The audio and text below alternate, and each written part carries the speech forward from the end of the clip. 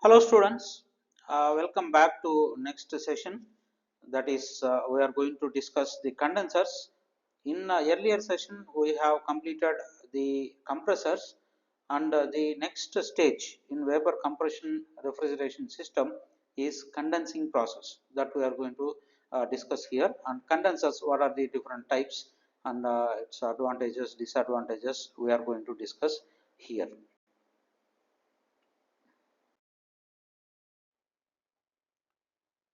So these are the topics we have seen, and we are discussing the condensers now.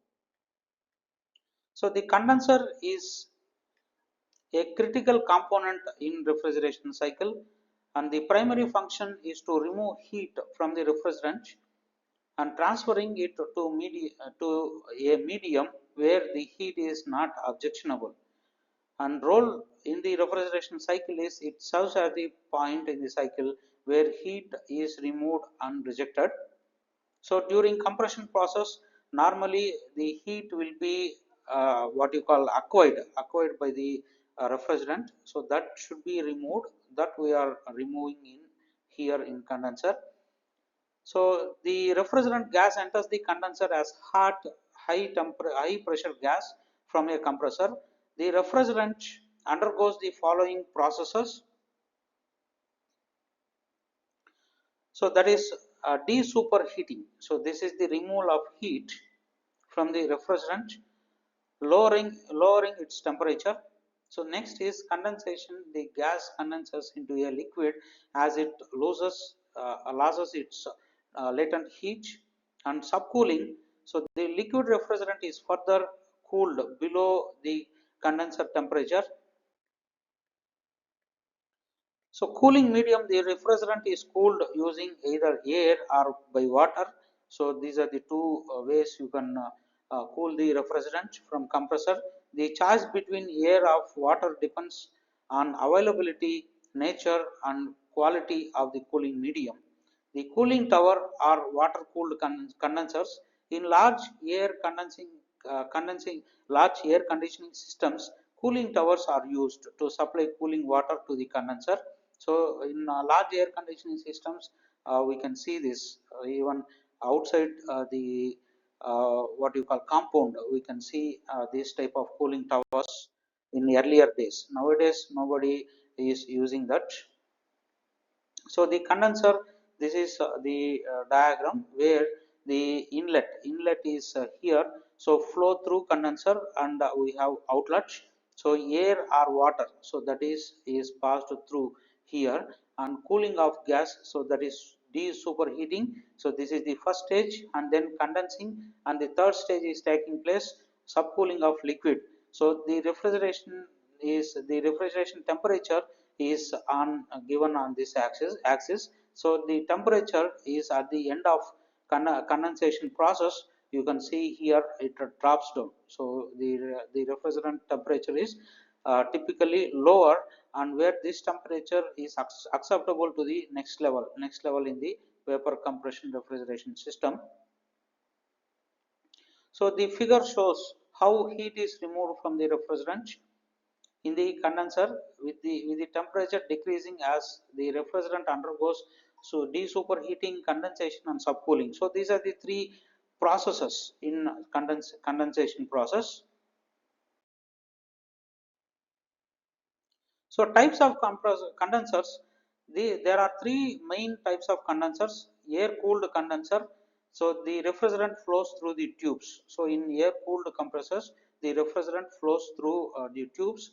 So outdoor air is blown over the tubes, cooling the refrigerant and causing it to condense. So it is a air type, and the heated air is discharged outdoors. So water cooled condensers are what cold water flows outside the tubes, absorbing heat from the refrigerant. So the heat transfer taking place between the refrigerant and the cold water, and the refrigerant condenses into liquid as the heat is removed. So the refrigerant now that is there in vapor form, so that becomes into liquid after this cold water refrigeration or cold water circulation.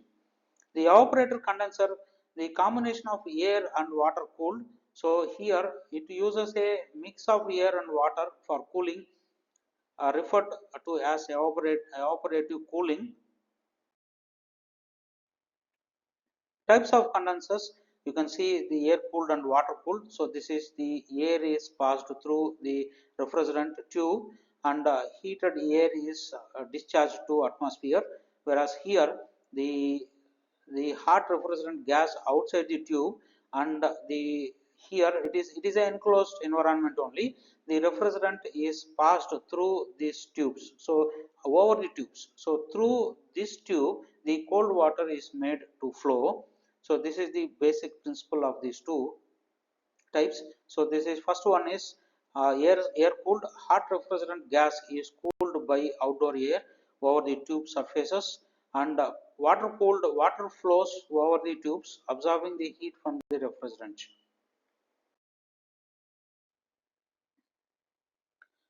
So air cooled condenser. So here it is composed of a coil of finned tube where heat removal is done by air. So using either forced or natural circulation. So large surface areas are required to keep condenser pressure within acceptable limits. So performance factors, capacity is related to ambient dry bulb temperature, and a high head pressure and a high power consumption limit the refrigerant capacity here. So that is these are the drawbacks actually. The air-cooled condenser consists of a plain tube containing refrigerant with either or natural air circulation or forced air circulation. So air-cooled condenser types are natural draught condenser. So air motion caused by natural convection. So as the air is heated, it rises. So primarily used in low capacity machines such as domestic refrigerators. So example are natural draught condenser in domestic refrigerator. So in domestic refrigerator, we can see this type of natural draught condenser type. So this is the diagram. So here you can see the compressor, and now this is the condenser coil. So this is the condenser coil, and we have the QH, that is the heat transfer taking place to kitchen air, and this is 3 degree Celsius, and after condensation process it goes to freezer. So this is the freezer compartment, and it is at minus 18 degree centigrade. So here this is the condenser coil, and this condenser coil is connected to the evaporator coil that is there in the freezer. Inside the freezer we can see in our domestic refrigerator the same arrangement also. So here how kitchen air circulates and cools the refrigerant, showing various system components like evaporator coil and compressor.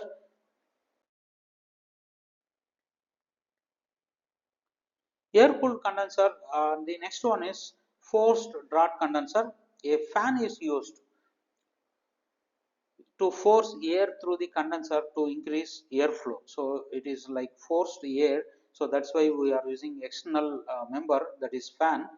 Provides greater capacity than natural draught, and this is the diagram. A fan is provided here, and you can see the vapor in and vapor liquid out. So when the vapor is going inside the condenser, and the liquid is coming out of condenser, and this is the liquid is air cooled system, and liquid is sent here, and these are the fins are provided through which the refrigerant condenser is placed, and this is the simple arrangement, and we can see here vapor. So this is the vapor, and the fan is provided here.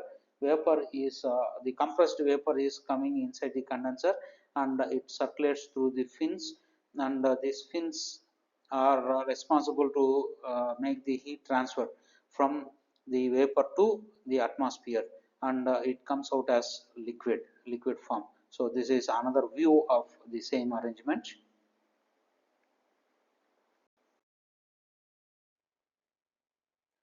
So advantages of air cooled condensers: compact and easy to install, hot air can be easily disposed of and easy to clean and maintain, flexible in capacity by varying air flow and requires less maintenance. That is the very important factor.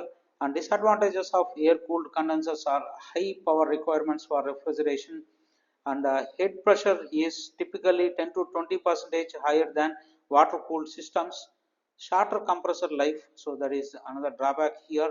And on days with maximum cooling needs, it might be challenging to maintain sufficient cooling, so sufficient capacity as well. So that is the disadvantage of air cooled compressors. So air side capacity control. So air side capacity control can be controlled by adjusting the airflow rate either by fan speed or fan cycling. So if refrigerant side pressure increases, a bypass valve can be used to reduce refrigerant flow, improving the efficiency. So water cooled compressor, so far we have seen the air cooled compressors. So the next one is water cooled compressors, and used for all types and sizes of refrigeration machines, particularly where there is access to clean, inexpensive water. Water is used as the cooling medium due to its high heat capacity and density. And advantages of over air cooled, it reduces the surface area due to higher heat transfer capabilities of water, and water temperature is normally cooled than ambient air. So normally water is cooler than air. It allows for lower compressor energy requirements. And cooling sources, water is sourced from lakes, rivers or wells, and cooling towers sometimes used to recycle water. And ideal water temperature for cooling is 5.5 degrees Celsius to 8.5 degrees Celsius. And the system components are here. It includes a purge valve for controlling water flow and a bypass valve for managing the water flow. So this is the water cooled compressor, and now this is the water in, and this is the condenser, and the refrigerant is in and refrigerant is out in the liquid form, and the refrigerant is going inside as the vapor, and this is the purge valve, and water is circulated through the condenser coil. So this figure shows how water flows over the condenser tubes to absorb heat from the refrigerant with the key components such as the purge valve and liquid refrigerant pathways. So factors influencing the choice of water cooled condensers are quality and availability of water, relative cost of water and electricity, space requirements compared to air cooled and evaporator condensers, and water treatment costs, noise considerations, length of operating season, so that is especially in cold climates. So customer preference also one of the factor. Advantages of water-cooled condensers: easy to operate, requires less surface area due to the high heat transfer coefficient of water, and water is less sensitive to temperature variations and providing stable performance, and lower energy requirements for the compressor, making them more energy efficient compared to air-cooled compressors. So disadvantages are regular maintenance is required, and it is required such as water treatment to prevent freezing and contamination, water supply issues, so that issues in certain areas can limit its use, and space may be needed for cooling towers and water quality issues can arise. Types of water cooled condensers. There are three main types of water-cooled condensers based on their construction: shell and tube type, shell and coil type, double tube type. So these are the three main types. And first one is shell and tube condenser. So its structure is very simple. The most common type of condenser where water flows through tubes inside a shell and condensing the refrigerant vapor. The refrigerant gas enters the shell and the water circulates through the tubes. The tubes are supported by tube sheets with removable ends for cleaning. So copper tubes are used for hollow carbon refrigerants, while steel tubes are used for other refrigeration systems. So these are the types of water-cooled condensers. So this is one condenser shell, and you can see the horizontal shell and tube condenser. The horizontal shell and tube condenser configuration with the refrigerant gas and cooling water's flow. Shell and coil condenser. So here this is the shell and coil condenser. So refrigerant is in, and this is the shell and coil type. So water is made to flow through this shell, and the structure is very simple, composed of welded steel shell with a continuous scope copper tube coil inside through which water circulates. High pressure refrigerant enters the shell, is condensed and collected at the bottom. This type of condenser is easily construct, the difficult to clean, easy to construct but difficult to clean due to water coil design. So this is actually disadvantage. If there is a leak in the coil, it becomes difficult to repair. So that is another biggest disadvantage. And this is the diagram. So double tube condenser. So this is double tube condenser, and here the refrigerant gas is into the condenser, and water is made to flow in double tube manner. So composed of tube within a tube. So tube within a tube. So this is the tube, and this is another tube. So tube within a tube. So one tube carries the refrigerant gas, and another tube carries the gas. Composed of tube within a tube arrangement. The cooling water flows through the inner tube, while the refrigerant circulates through the outer tube. This design adds an extra layer of heat transfer between the refrigerant and the surrounding air. So here the schematic diagram is shown in this slide itself.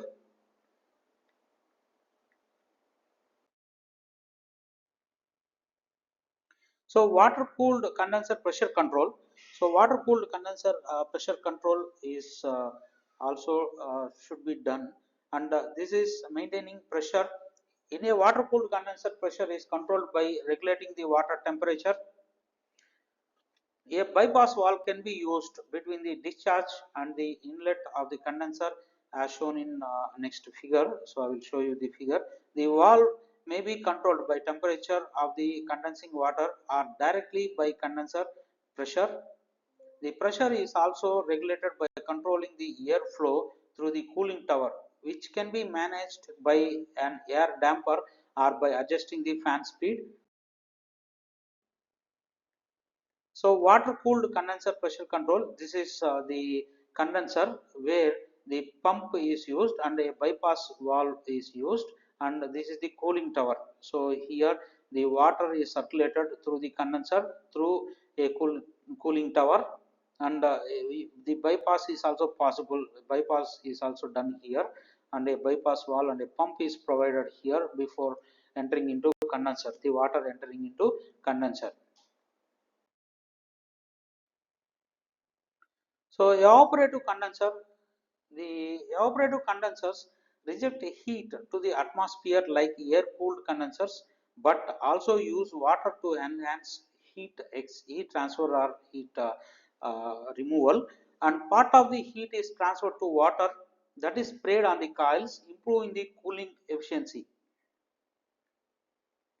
Advantages over air-cooled condensers are high heat transfer rates, lower condenser temperatures leading to improved system performance, and reduced water consumption compared to water cooled condensers.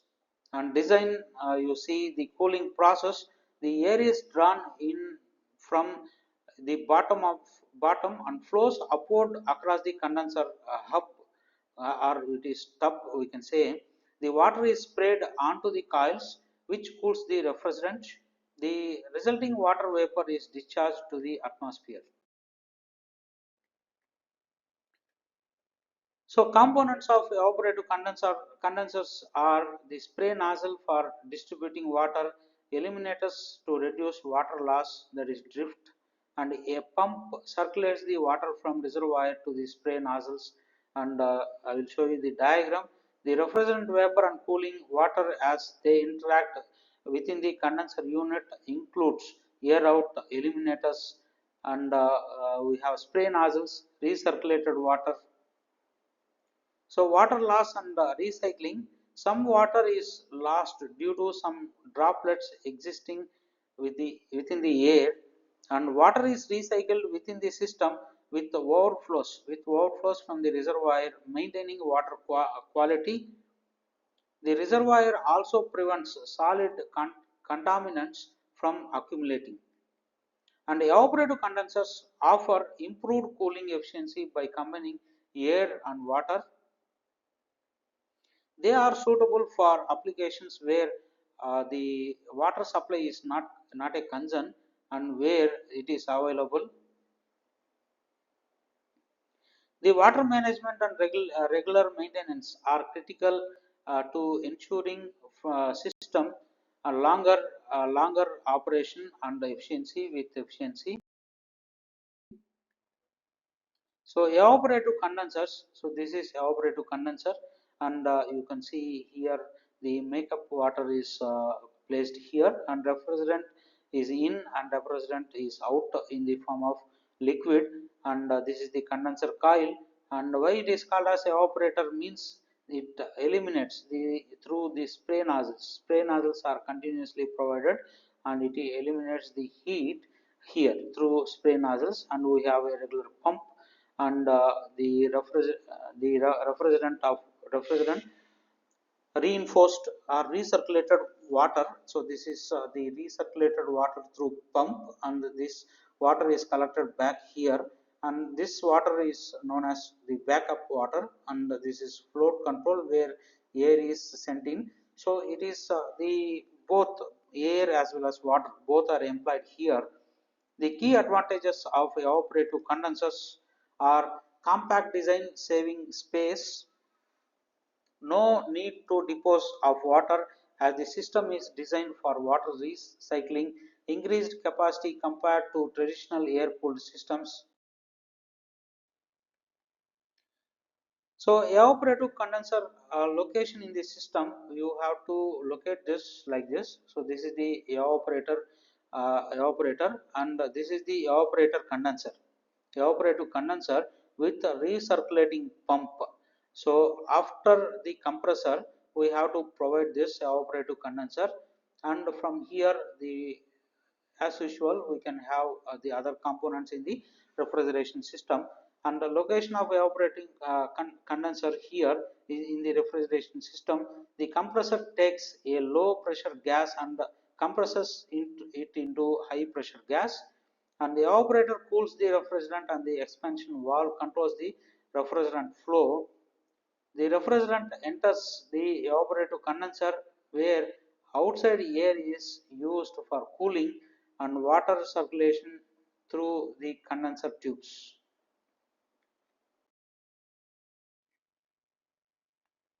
So condensing capacity. Here the rate of heat transfer in the condenser depends on the refrigerating capacity, temperatures of evaporation and condensation. Then the condenser must reject both if the energy absorbed by the evaporator, heat of heat of compression added by the compressor. A key metric to release the heat rejection at the condenser is to heat absorbed uh, at the evaporator at the is the head rejection ratio, that is the heat rejection ratio. It is also known as HRR. It is defined as rate of heat rejected at condenser divided by rate of heat absorbed at evaporator.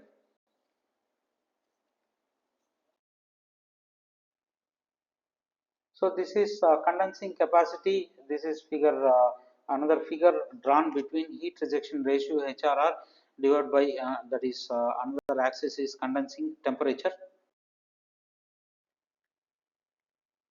Condenser design. A condenser essentially a heat exchanger actually. So all condensers plays this role, and it acts like a heat exchanger where heat is removed from the refrigerant to cooling medium, air or water. Key factors influencing heat transfer: area, temperature difference, material, that is quantity of cooling medium. We have condition of the surface.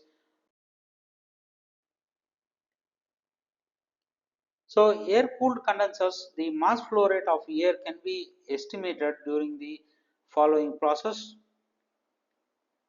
So MA equal to Q by delta Cp delta T. So here the Q is the condenser load in terms of kilowatts, and Cp is the specific heat of air, kilojoules per kg degree Kelvin, and delta T is the temperature difference across the condenser.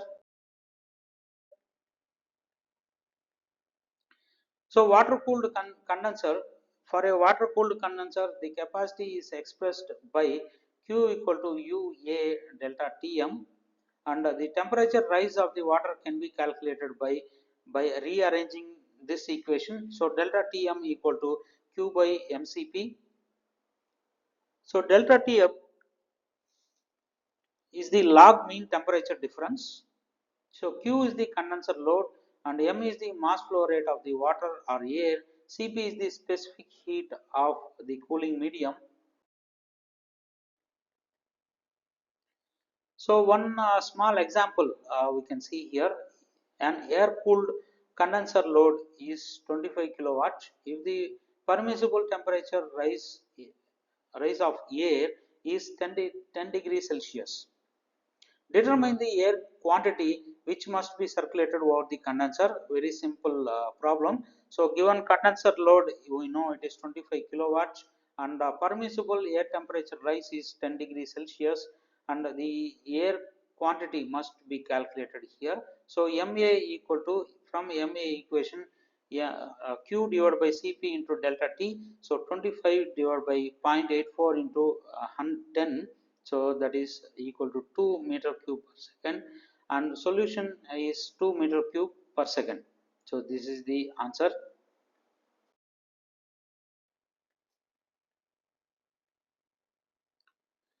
So in a water cooled temperature condenser, water flows at the rate of 0.5 liters per second with a temperature rise of 7 degrees Celsius. Calculate the condenser load in kilowatts, and water flow rate is equal to 0.5 liters per second and the temperature rise of 7 degrees Celsius.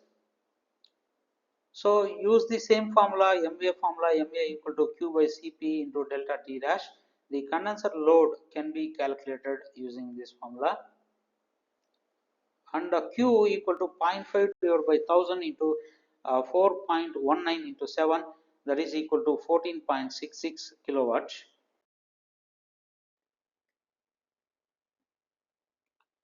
So counterflow condenser, we will see one problem on this type also. So using the data of example 16.2, so in earlier problem, that is second problem, determine the length of steel tube required for the counterflow condenser, K equal to 50 watt per meter degree Celsius. The inside and outside diameters of the tube are 1.5 inches, that is 0.0381 meters, and 0.0444 meters respectively. So the valve of U may be taken as 8.5 watt per meter degree Celsius, meter square degree Celsius. The entering temperature of the refrigerant in the condenser is equal to, that is 13 degrees Celsius, and the leaving temperature is 35 degree Celsius. So water flow rate equal to 14.66 kilowatts and length of the tube to be calculated. So we have to find the length of the tube only and use these formulas. So here when you apply Q equal to UA delta Tm for the length of steel tube required for the continuous condenser, so that is counter flow condenser, that is delta Tm or log mean temperature difference can be expressed as, so this is delta Tm equal to inlet temperature difference minus outlet temperature difference divided by natural log of inlet temperature difference divided by outside temperature difference. So we can substitute all these values and we can get L equal to 0.789, that is 0.789. So that is 0.798 is in terms of meters. So that is the tube length. We can calculate from delta T m equation. So that is Q equal to UA delta Tm, and very easily we can solve this problem, students. So to conclude, the condensing capacity and design of the condenser depends on various factors including the refrigerant load and temperature differences. The evaporative condensers offer higher efficiency by utilizing both air and water, whereas water-cooled and air-cooled condensers are optimized for their respective cooling methods only. So respective cooling mediums only. So types of refrigerant plays a major role here, and through examples we understand how to compute the mass flow rate and heat loads for the various condenser types. So that's what we have seen in the condensers. So there ends condensers. In the next topic we will see the evaporators. So we can refer these books. In almost all these reference books this content is available. You can refer these books. Otherwise I have uploaded one more book, and please refer that book also in the our Google Classroom. If anyone has to submit the assignment, please submit quickly, students. We stop here. Thank you, students.